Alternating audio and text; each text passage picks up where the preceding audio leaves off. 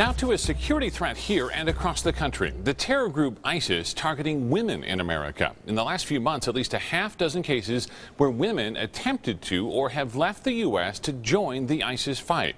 ABC 15's Navita Fergani is live in the newsroom. And Navita, at first, ISIS was discouraging women from joining. That's exactly right, Steve. At first, ISIS stated women have no place in war. But as they've gained strength, radicals want to use women to expand their fight.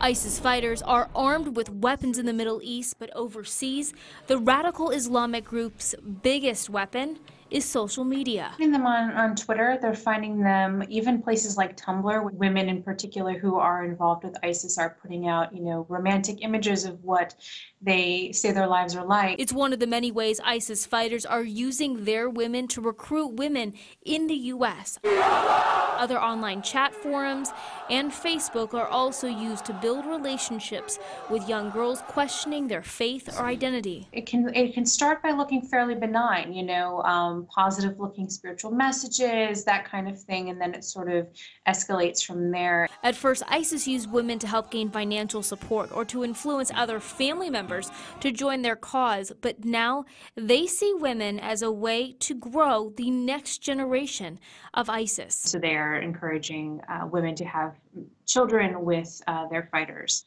And that's the way that they intend to grow their ranks. And that agenda is heard loud and clear by Muslim Americans here in the Valley, who are on the lookout for anyone who might want to join the radical cause. Look for the rhetoric, the us versus them rhetoric, and kind of a victim mindset where they feel like they're not a part of America and they're not a part of the change.